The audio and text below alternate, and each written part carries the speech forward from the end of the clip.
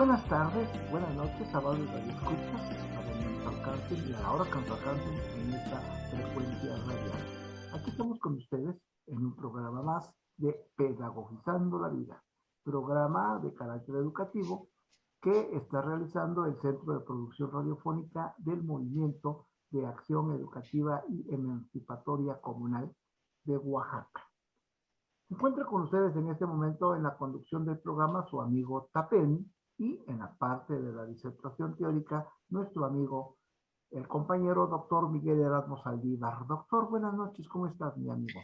Muy bien, mi querido Tapén, aquí contento de volver a compartir con los radioescuchas en este programa en el que pretendemos para mejorar las condiciones de la existencia humana, pedagogizar la vida. Es Muy un bien, placer estar. fantástico. Pues con ese ánimo de donación que el doctor tiene semana con semana, pues les recordamos que este programa lo estamos escuchando por esta frecuencia radial, pero también pueden recrearlo, si así es de su interés, en la plataforma de YouTube, justamente creando Pedagogizando la Vida. Doctor, hoy la intención de este programa tiene como tema dos dimensiones, la cultura y la comunicación. Y después veremos el decantamiento de estas dos dimensiones en otras que son propias de la actividad humana. Vamos a entrar en materia. Estimadísimo doctor, pudiéramos platicar qué relación tiene la cultura con la comunicación. Adelante, doctor. Ya habíamos hablado de la cultura en un programa, lo tendremos que hacer constantemente. Regresar al término cultura por la importancia que tiene en el proceso de pedagogizar la vida y de entender al ser humano. Lo primero que tenemos que saber es que el ser humano es un animal culto, pudiéramos decir así. Ningún otro animal de los que viven en este planeta y de los que han vivido ha podido producir cultura. La cultura es todo lo que el hombre produce, ya lo dijimos, todo lo creado por el hombre, tanto material como espiritual. Y lo contraponemos al término naturaleza. Llamamos natural a todos aquellos elementos que existen sin la participación del hombre. Entre las cosas que el hombre ha creado está la lengua. Pero fíjate, es interesante, el hombre no creó la lengua en su condición de hombre. O sea, la lengua y el hombre evolucionaron juntos. Es importante que las personas entiendan esto. En el 2001, fíjate, hace relativamente poco tiempo, se encontró un gen en el ser humano que se llamó FOXP2. Le pusieron FOXP2 al gen que es el responsable del lenguaje. Una mutación que se produjo hace aproximadamente unos 6 millones de años, cuando el hombre todavía no había evolucionado. O sea, este gen fue evolucionando, se da esta mutación, y el ser humano es capaz de producir una paleta de sonidos que le permiten comunicarse. Una de las diferencias fundamentales entre el hombre y el neandertal, a veces los científicos se preguntaban por qué sobrevivió el Homo sapiens y no el neandertal. Era más ¿Qué fuerte, ocurrió? era más corpulento. Era más fuerte, era más corpulento. También producía instrumentos de trabajo, también producía cultura. Y después descubrieron que la diferencia fundamental estaba en que en la base del cráneo el Homo sapiens tenía una oquedad que no tenía el neandertal. Y esa oquedad, junto al gen FOXP2, le permitía al ser humano tener una mayor paleta de sonidos. Porque te das cuenta que para yo poder hablar tengo que producir una cantidad de sonidos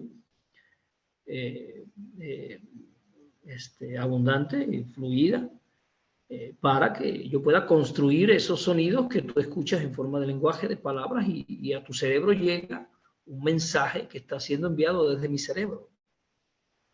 Mi cerebro es capaz de construir un sistema de sonido que transmite las ideas a otras personas. Eso es algo fundamental.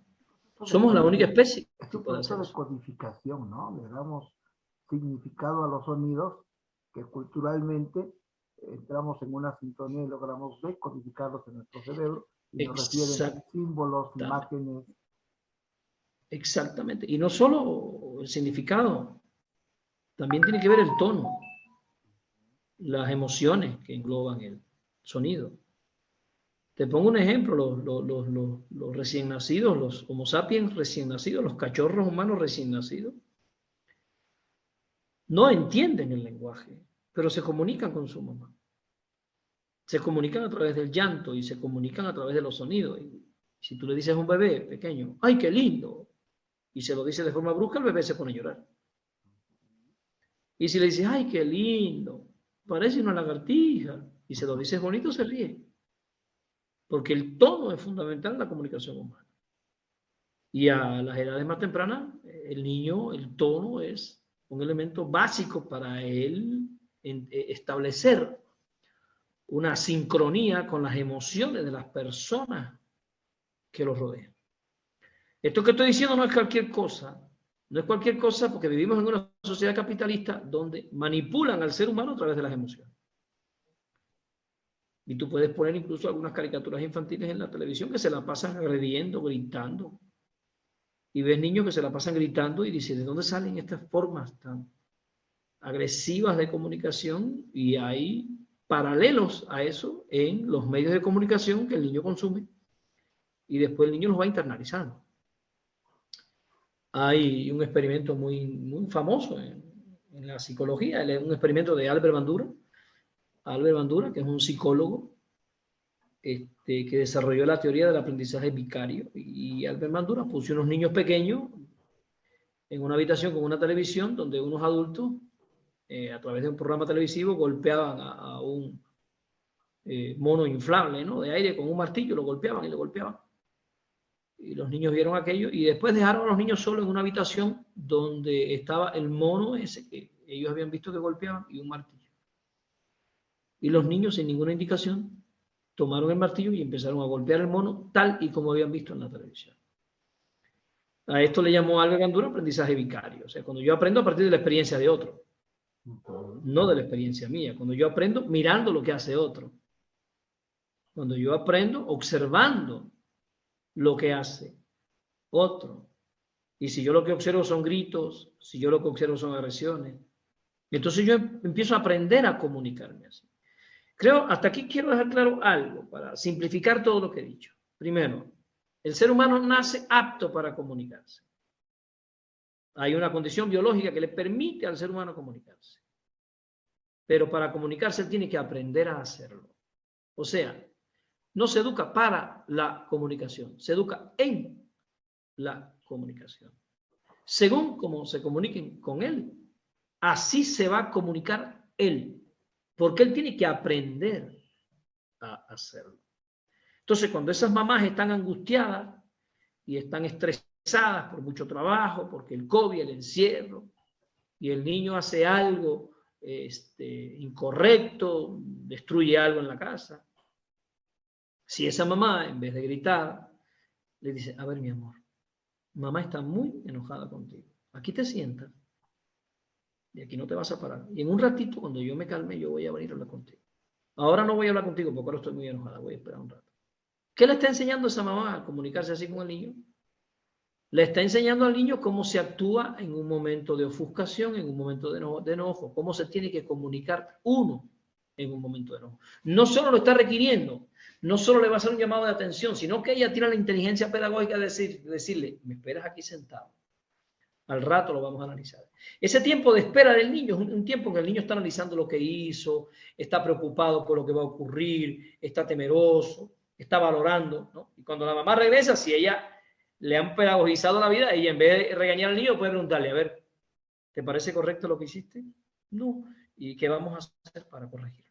Quiero que tú me propongas lo que vamos a hacer. Ahí hay un proceso de pedagogización. Se le dejó al niño reflexionar en lo que pasó, se le dio un tiempo y después se le preguntó sobre lo que hizo, valoró lo que hiciste y qué vamos a hacer para corregir eso que tú hiciste. Esto no solo es un proceso educativo, es un proceso de aprendizaje de la comunicación. Porque si el niño está en la casa y el niño hace algo incorrecto y usted se ofusca y empieza a gritar, ¿qué te pasa? ¿Por qué haces eso? ¿Que no ves? ¿Que eres tonto? ¿Qué está aprendiendo a hacer el niño? El niño está aprendiendo que cuando se enoja, él grita. O sea, el niño está aprendiendo que el enojo es una causa suficiente para gritarle a otro ser humano. El niño está aprendiendo que la frustración es una causa suficiente para gritarle a otro ser humano. El niño está aprendiendo que si yo no soy capaz de cumplir mis expectativas en la vida, tengo derecho a gritar. Entonces yo le pregunto a los padres que nos están escuchando, los niños pequeños, 3, 4, 5, 6 años, que les gusta el fútbol, cuando se les pone un juego de fútbol entre Chivas y otro equipo, y en las gradas empiezan a gritar y empiezan a golpearse, ¿qué está aprendiendo el niño? Esas conductas, según la teoría de Albert Bandura, son conductas que el niño está internalizando. Hay un aprendizaje vicario, así se llama, aprendizaje a partir de la observación del otro. El niño está aprendiendo entonces a comunicarse a través de gritos, a través de agresión. Por eso es importante, cierro esta primera parte con esta idea que ya dije, pero quiero repetirla para consolidar. El ser humano está apto para comunicarse, pero aprende a comunicarse según se comuniquen con él. Y de ahí una estrecha relación que existe entre la cultura y la comunicación. Dices Excelente. Tú, en la naturaleza humana estamos aptos para la comunicación, pero es un proceso de internalización de una cultura para cómo nos vamos a comunicar. Y de ahí los adultos, la familia, como institución que funciona, está generando procesos culturales de comunicación. Y después de familia, es importante que reflexionemos sobre esto, porque después nos podemos preguntar, ¿y dónde el niño aprendió esto? ¿Dónde el niño aprendió lo otro? Cuando es en el proceso de la convivencia diaria, de la pedagogización de la vida, que es un proceso constante y continuo, podemos estar generando modelos mejores. No se vayan, regresamos después de esta identificación de la radio. Volvemos. Por favor, no se moleste, que pronto me estoy yendo. Ya estamos aquí de regreso en esta frecuencia en donde ustedes están sintonizando este programa que lleva por nombre Pedagogizando la Vida. Estamos dialogando con el doctor Miguel Erasmo Saldívar Carrillo, así que agradecemos enormemente el acompañamiento del doctor Miguel porque se dona todas las semanas para compartirnos todas esas potencialidades cognitivas que él tiene. Regresamos y ampliamos, le pedimos al doctor que amplíe qué otros aspectos de la comunicación vinculados con la cultura es importante considerar para entender este fenómeno. Adelante, doctor. Entonces, a partir de lo que hemos estado hablando hasta ahora, me imagino que ya estamos listos para comprender que el ser humano nace Homo sapiens, pero desarrolla la personalidad aprendiendo la cultura. O sea, la personalidad humana es el producto de la internalización por el individuo de la cultura que es producida socialmente. En otras palabras, pudiéramos decir que el hombre se forma de afuera hacia adentro. O sea, de lo interpsicológico a intrapsicológico. En palabras más claras, podemos decir que el hombre se forma desde el sistema de relaciones con los otros hacia el sistema de relaciones consigo mismo. Por eso decimos tantas veces que el origen de muchas de las enfermedades psíquicas, de muchos de los desequilibrios emocionales de las personas, tienen un origen externo, social. Hay que buscar las condiciones contextuales, familiares, en las que el niño crece para ir encontrando cómo se produjeron todos esos traumas que pueden llegar después a manifestarse como una persona agresiva, que no se sabe comunicar, impaciente, angustiosa, ¿no? Entonces, con esto que estoy explicando, los padres tienen que entender una primera cosa que es fundamental al abordar la comunicación. Primero, los hijos se van a comunicar como nosotros, según nosotros nos comunicamos con los hijos. No es que él me vaya a decir a mí las mismas cosas que yo le vaya a decir a él. No, él me va a decir otras cosas. Pero me las va a decir con la herramienta que yo le internalicé, o sea, que yo le ofrecí como familia. Si la herramienta que yo le ofrecí como familia a mi hijo fue sentarnos, hablar, conversar, si la herramienta que yo le ofrecí a mi hijo fue la paciencia, el amor y la tolerancia, Él me va a responder a mí con paciencia, amor y tolerancia. No lo va a hacer por agradecimiento. No lo va a hacer porque yo sea su padre. Lo va a hacer porque eso fue lo que aprendió y es lo que sabe hacer.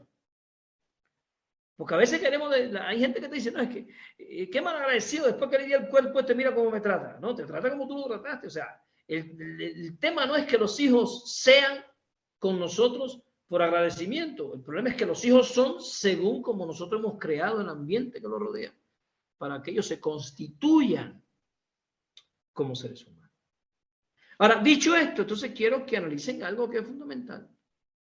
El sistema en el que vivimos, el sistema capitalista, que está basado en que unos pocos, una pequeña parte de la población vive del trabajo de la mayoría. Y es un sistema que se basa en utilizar la comunicación para mentir, para tergiversar, para engañar, para entretener vilmente a las personas y que no comprendan su situación.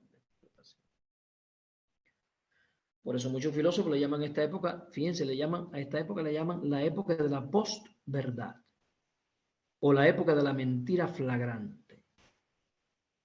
Para que tengan una idea de hasta dónde llegan las manipulaciones. La mayoría de la información que se mueve en las redes sociales hoy le llaman en inglés fake news, son falsas, noticias falsas, tergiversaciones de la realidad.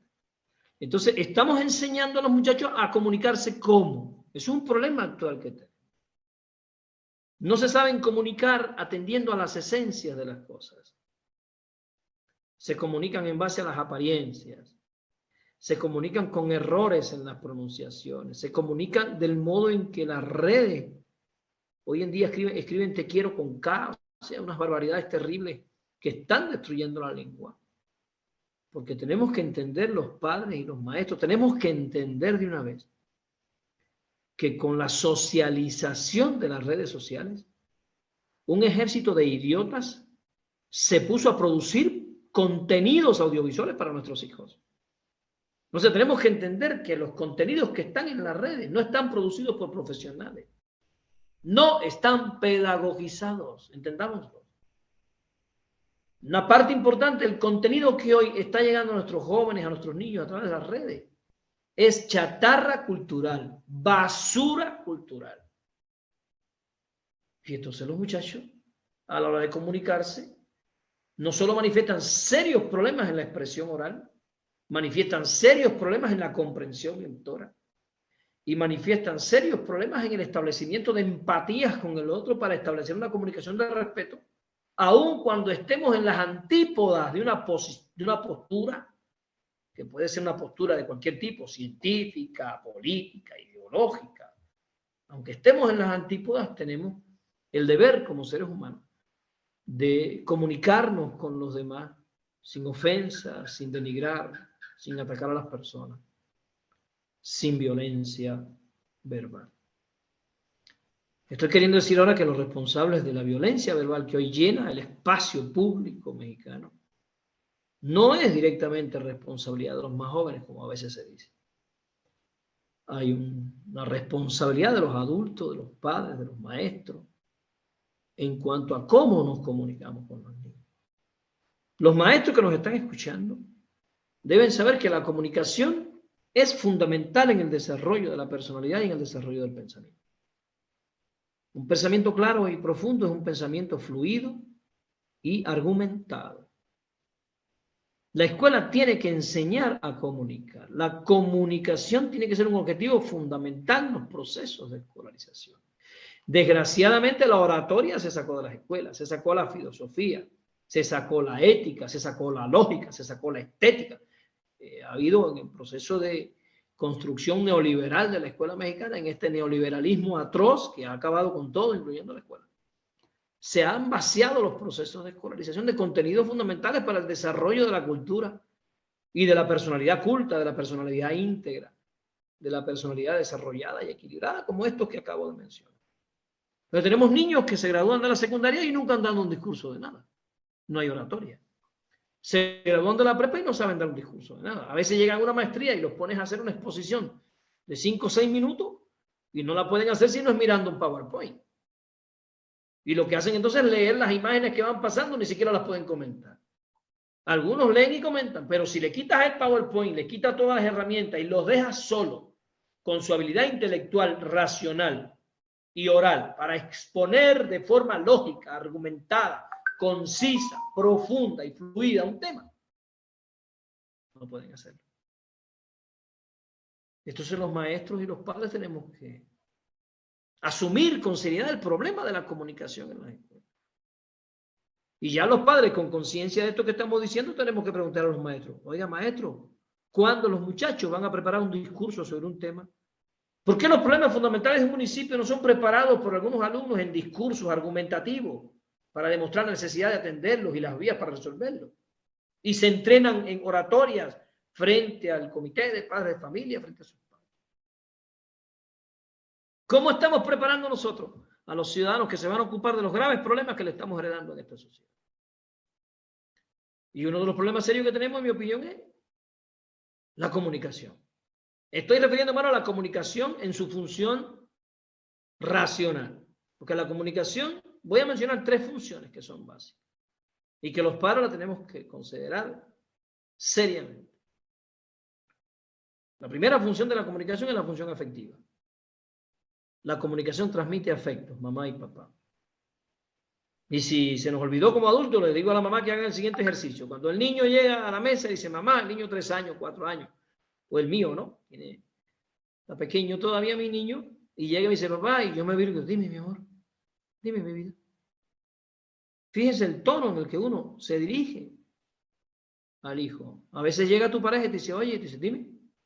Cambia el tono totalmente.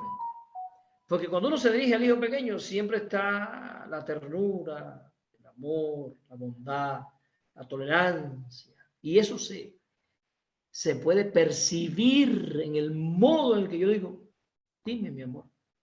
O te dice, papá, mira, no me sale esta suma. A ver, mi amor, ven, no te preocupes, vamos a resolverlo. El tono. Entonces, una función de la comunicación es emocional. Y desgraciadamente, una de las cosas que nos está pasando en la sociedad neoliberal actual es que nos está ganando la emoción en el sentido negativo. Ahí los dejo y al rato continuamos platicando. Bien, bastante claro. Yo quisiera recapitular sobre la reflexión que hace el doctor. Día con día estamos enseñando a nuestros hijos a cómo comunicarnos, pero es lo que vamos a recibir de regreso, de retroalimentación, en la forma en que nos comuniquemos con ellos. Como dice el doctor, no se trata de que los hijos nos regresen bondad, comprensión por amor, sino por un aprendizaje de un ejercicio comunicativo tolerante, respetuoso, humano. Bien, y dice el doctor que aparte de enseñar a comunicarnos, una primera dimensión importante es que estamos transmitiendo la emocionalidad. Vamos a enseñar a cómo las nuevas generaciones reaccionan. Decía el doctor en un momento determinado, hay una sociedad mercantil que nos está bombardeando permanentemente sobre formas no estéticas, no de gozo, no de disfrute, sino muy pragmáticas, muy racionalistas, que sirvan para algo. Pero de ahí estaría el reto para nosotros, padres de familia, para que pudiésemos confrontar y neutralizar esos efectos de esta sociedad devastadora. Vamos a una identificación de la radio y cuando regresemos, no se pierdan, continuaremos con otras esferas de la comunicación que ejerce el aprendizaje de ella en el seno de la familia. No se vayan, regresamos. Yo también me alegraba entre amigos y cuerpos. Pues ya estamos aquí de regreso con ustedes en este espacio radiofónico. Recuerden, es un programa que lleva por nombre Pedagogizando la Vida. ¿Alguna comunicación que ustedes quisieran sugerirnos, algún tema que sea de su interés y que piensen que deba de tratarse? Comuníquense al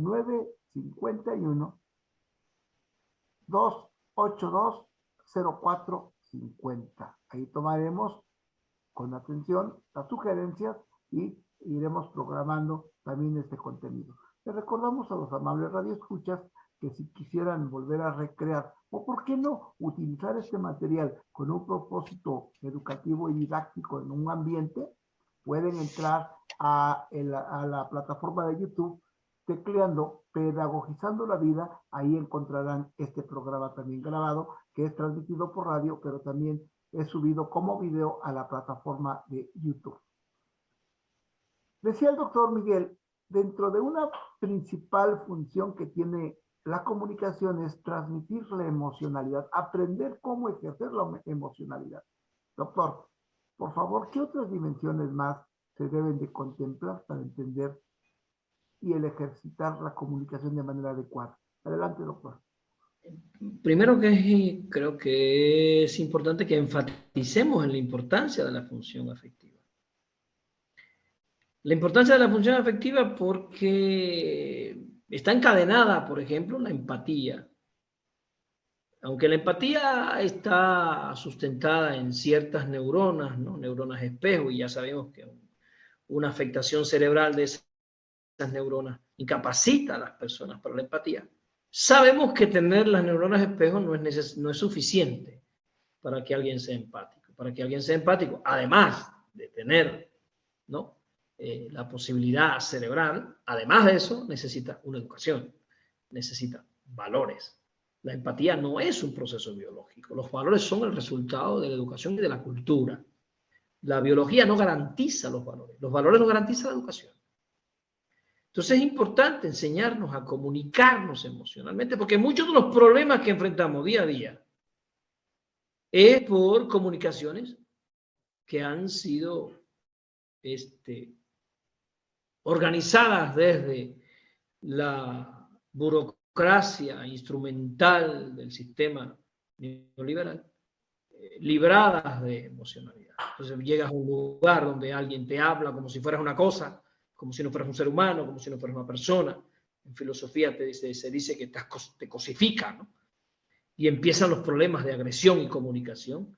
Somos seres humanos, y si yo llego a una dependencia del Estado o del gobierno, aunque mi problema no tenga solución, es una obligación de las personas tratarnos bien, tratarnos con empatía, tratarnos con bondad, aunque mi problema no tenga solución. Y mucho más si no tiene solución, tiene que ser mayor la bondad, porque somos seres humanos, somos personas. Entonces, todo ese proceso de cosificación afecta a la comunicación a nivel social, afecta a la comunicación a nivel familiar. A veces los padres no tienen una comunicación afectiva y están delante de los hijos. Entonces yo le pregunto, ¿cómo van a aprender los hijos a comunicarse afectivamente con sus hermanos o el día que sean adultos con su pareja? Si no tienen ese modelo de familia en la casa que ejercite ese tipo de comunicación. ¿De dónde lo van a aprender? Y también le mando este mensaje a los maestros, porque a veces la comunicación del maestro también se cosifica, se vuelve una cosa, y tratan a los niños como si fueran cosas. Los niños son personas.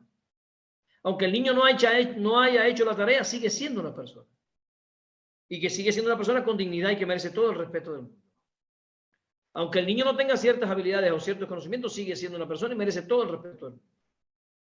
Y usted no tiene derecho a injuriarlo, a ofenderlo. La injuria, la ofensa y la agresión no son métodos pedagógicos.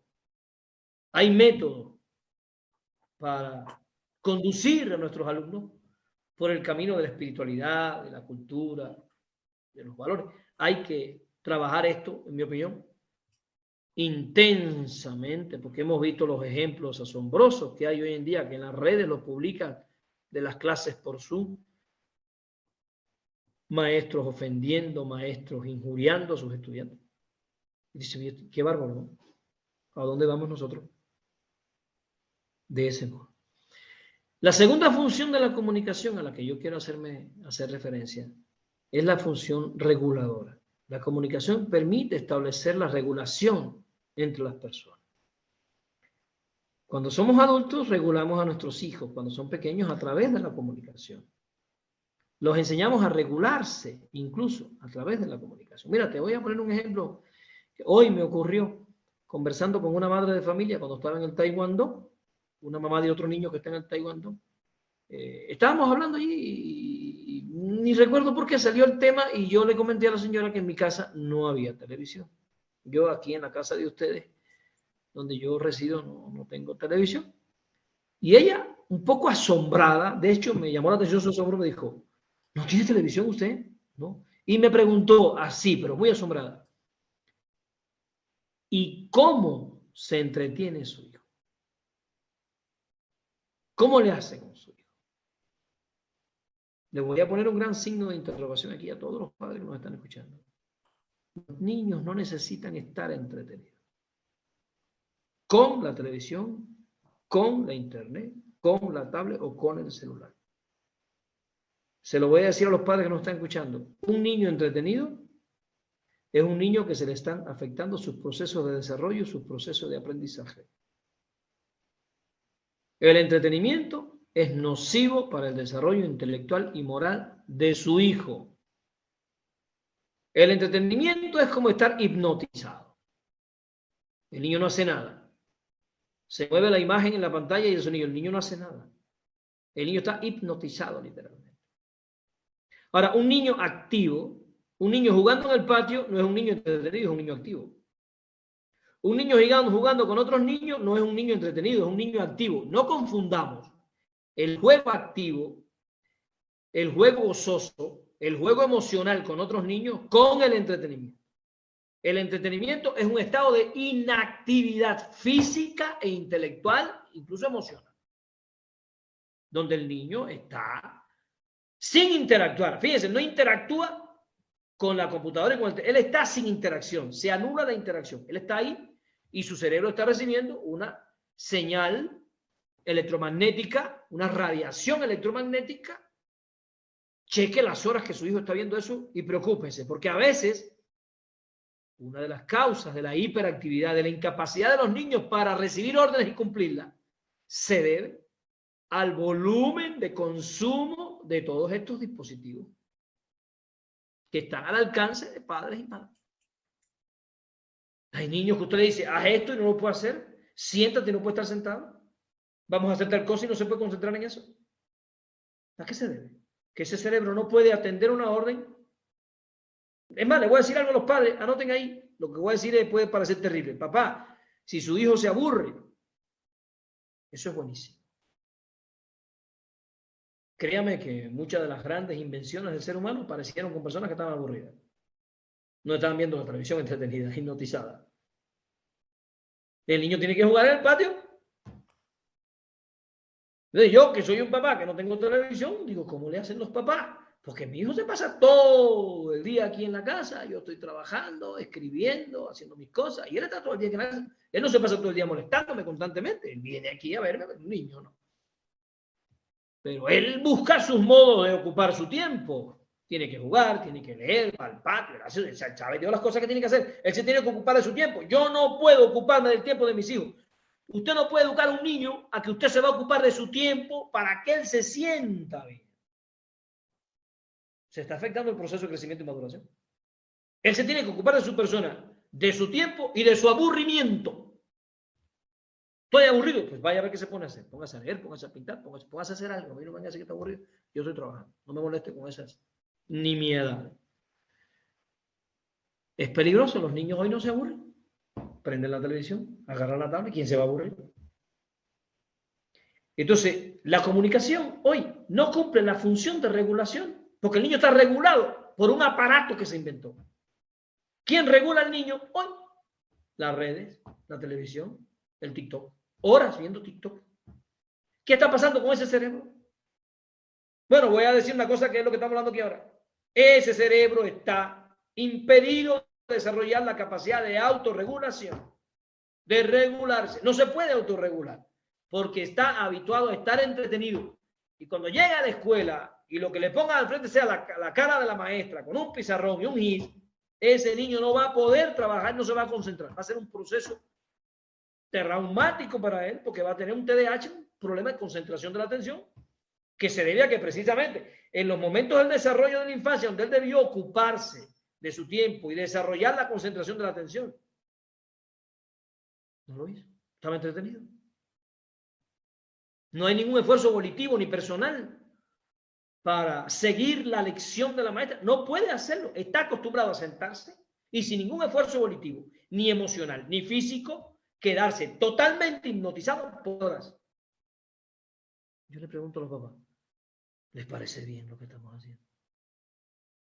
¿Les parece bien eso? Un niño de 7 años con un celular en la mano. Eso que tiene en la mano es una bomba atómica. Bueno, Tapén, tú vienes a mi casa cada rato. Dime cuándo tú has visto a mi hijo con un celular en la mano.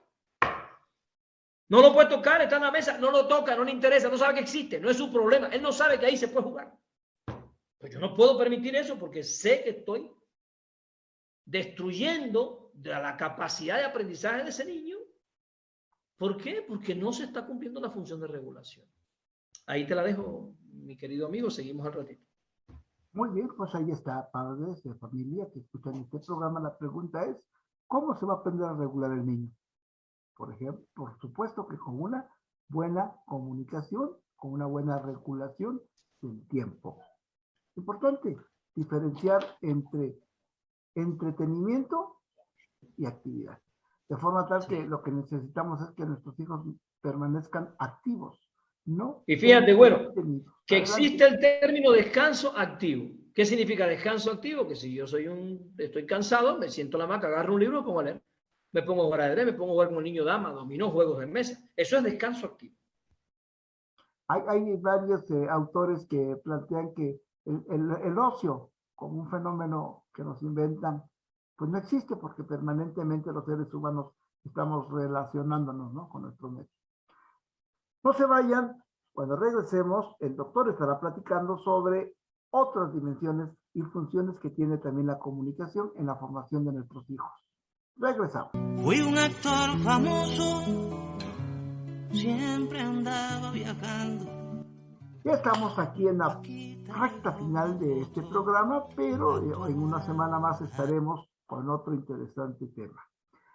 Decía el doctor Miguel, dos funciones de la comunicación al seno de la familia, que son la transmisión de la emocionalidad y una función reguladora.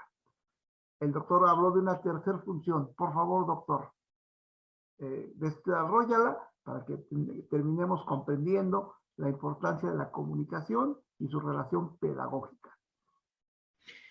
Bueno, dejar claro que tiene más funciones. Yo me voy a referir a estas tres, ¿no? Por el tiempo con el que contamos. Hablamos de la función afectiva, de la función reguladora, y dejamos claro la importancia de transmitir afecto y la importancia de que haya una regulación, primero externa, porque papá y mamá regulan al niño primero externamente, el niño no se sabe regular, el niño aprende a regularse siendo regulado. O sea, el niño no se educa para la autorregulación, sino que el niño se educa en la regulación. Y eso significa, papá y mamá, que con amor, con ternura y con respeto a los hijos hay que ponerle límites. A veces la mamá te dice, no sé qué hacer con este niño, y te das cuenta que ella le habla y el niño no obedece, y el niño está carente de límites. Y ahí el niño no tiene problema, el niño necesita una mamá nueva. ¿Sí? Es la mamá la que tiene un problema. El niño está reflejando el problema que tiene la mamá. La mamá tiene una ausencia de autoridad, una incapacidad para poner límites que después se refleja en un niño que no es capaz de autorregularse, respetar reglas. Esto también tiene que ver con todo lo que estamos diciendo. Y los padres tienen que saberlo. O sea, la autoridad no está peleada con la bondad, con el amor y con la ternura. O sea, sea tierno, pero no puede ceder su autoridad porque yo soy el papá. No soy su amigo, no soy su socio, no soy su compinche, ni como yo soy su papá. Y como padre yo soy el responsable. Y como yo soy el responsable, yo no voy a ceder mi autoridad para que tú sientas que somos amiguitos tuyos. Eso es importante que lo dejemos claro, ¿no? La institución de la familia es la más antigua de todas las instituciones sociales que existen. Y lleva milenios probando que solo es capaz de sostenerse si hay una autoridad en los adultos. En las culturas ancestrales nuestras, la autoridad estaba en los ancianos, consejo de ancianos, autoridad. Eso no se podía delegar, no le podía dar autoridad a los jóvenes para que vean, a ver, ustedes qué van a hacer. La autoridad tiene que descansar en la experiencia, en los valores, ¿no? Eso es importante que lo tengamos claro. La tercera función de la comunicación, a la que quería hacer referencia, es la función racional, que fue la primera que mencioné. Función racional, que es la capacidad que tengo para exponer mis ideas, mis razonamientos, mis convicciones, mis conocimientos, para que otros las puedan entender. ¿Sí? Hay un término en el diccionario que salió de esta tierra hermosa, que es el cantinfleo. Se refiere a ese método, a ese estilo de Cantinflas, de decir mucho sin decir nada, ¿no? Entonces la función racional está peleada con el cantinfleo. La función racional busca ser claros, concisos y precisos a la hora de transmitir nuestra comunicación igual a nuestros. Con los hijos hay que ser claros, precisos y concisos. No de vuelta, no se desgasten grandes explicaciones. Vaya directo al grano, establezca los límites que hay que respetar y punto. Y los efectos que va a haber si no se cumplen esos límites. Eso es innegociable. Lo digo como padre, yo soy padre de 4 hijos. Eso para mí es innegociable, ¿no? El día que ocurra, mis hijos no son capaces de escuchar lo que yo estoy diciendo, hay un problema pedagógico en esa relación. A lo otro que quisiera hacer referencia antes de cerrar este programa, que yo sé que el tiempo está corriendo y ya se nos está acabando, es los tipos de comunicación. En la literatura hay marcados 3 tipos fundamentales de comunicación a los que me quiero referir de forma rápida. Primero, la comunicación pasiva o sumisa. Fíjense el nombre que tiene, pasiva o sumisa. Las personas que tienen comunicación pasiva o sumisa son las personas que no dicen lo que piensan, por temor a represalias, por temor a tener un problema, por miedo, por lo que sea. No dice lo que piensa, se queda callado y permite que otros violen sus propios límites, ¿no? Otros violan sus límites y no dicen nada. Tu pareja te revisa el celular y tú, para evitar una discusión con tu pareja, no dices nada. Tú le puedes decir a tu pareja, discúlpame, pero mi celular es personal y no lo tienes que revisar. Si tienes dudas o temores o inseguridades, resuélvelo con un psicólogo, no con mi celular. Mi celular no te va a dar terapia. Por favor, respeta a mí las cosas mías. Y no me revises los bolsillos. Mis espacios íntimos son míos. Si tú no puedes estar conmigo respetando mis espacios y mis momentos, pues no vamos a poder estar juntos, porque yo no puedo diluir mi persona en esta relación. Yo tengo que seguir siendo yo. Y necesito respeto por mi persona. Entonces, cuando yo no puedo defenderme frente a otros, cuando yo no digo lo que pienso, esa comunicación es sumisa o pasiva. El otro tipo de comunicación, que está muy fuertemente explicado en la literatura, es la comunicación agresiva, que es cuando tú no respetas los límites de otros, cuando tú respondes con agresividad, cuando tú violas el derecho del otro, cuando tú quieres imponerte al otro, cuando tiene que ser lo que tú quieres, cuando tú quieres, como tú quieres. Ahí tú estás imponiendo una comunicación que se llama agresiva. Esto es fundamental que lo tengamos claro, porque a veces la gente cree que teniendo razón tiene derecho a ser agresivo. Porque a veces tú tienes razones, pero esa razón no te da derecho ni a gritar, ni a empujar, ni a ofender, ni a crear un show. No te da ningún derecho. La agresividad es agresividad y no hay justificación para la agresividad. Entonces es importante que reconozcamos estos tipos de comunicación: la comunicación pasiva o sumisa y la comunicación agresiva. La tercera forma de comunicación es la solución a estas dos anteriores, que es la comunicación asertiva. Se le llama asertiva a esa comunicación en la que yo puedo expresar lo que yo pienso, lo que yo deseo, lo que yo quiero, lo que yo aspiro, sin ofender, sin agredir. Y puedo incluso establecer mis límites. ¿Qué significa establecer mis límites? Que yo le puedo decir a mi jefe: disculpe, yo entiendo su molestia, pero a mí usted no me puede hablar en ese tono. Yo lo invito a que nos hablemos con respeto, aun cuando yo cometa errores. Aun cuando se tenga razón, yo lo invito a que nos comuniquemos respetuosamente, porque si no, esta oficina se va a volver un espacio de batalla y no es correcto. Yo ofrezco una disculpa porque lo que hice no es correcto, pero sí lo invito a que, por favor, con respeto llegamos a todas partes. O sea, usted puede establecer límites. Y usted tiene el derecho a establecer. Todo el mundo tiene el derecho a establecer límites.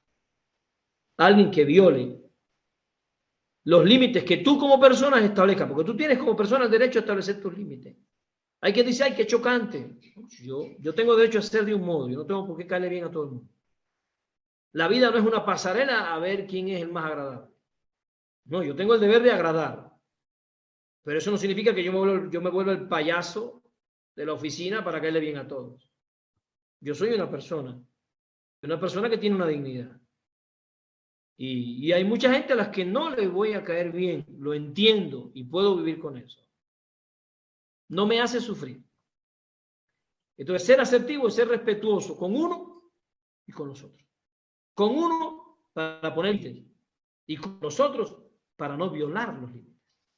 Aquí lo dejo y les mando un abrazo desde acá. Claro, y como dice el doctor, esto lo vamos a ir atendiendo mediante una comunicación adecuada, sana, pedagógica, para que nos esté formando permanentemente al seno de esta institución que se llama familia. A final de cuentas, no está condenándonos el doctor Miguel a que en determinado momento siempre tengamos que aceptar todo, pero no tampoco tenemos que responder de manera agresiva para imponer nuestra voluntad. Existe una forma. Es un buen ejemplo, sí, adelante, mi amigo, el presidente de este país. El presidente de este país responde todas las preguntas, algunas evidentemente tontas, y él lo hace con respeto. Incluso le llama a Fifi, pero lo hace con respeto. Bien, pues el tiempo se agotó. Un programa más interesante de la compartencia de cómo podemos pedagogizar nuestra vida cotidiana. Esperamos que haya sido útil y les recordamos que este programa se llama Pedagogizando la Vida y si les interesa volver a recrearlo, pueden entrar a la plataforma de YouTube tecleando el nombre del programa, Pedagogizando la Vida. Mi amigo Miguel, te agradezco a nombre de los radioescuchas esta valiente aportación que haces, esta invaluable donación que haces para todos nuestros amigos que nos escuchan. Nos vemos en una semana. Hasta luego, Miguel. Bye. Si por allí pasaran recuerdos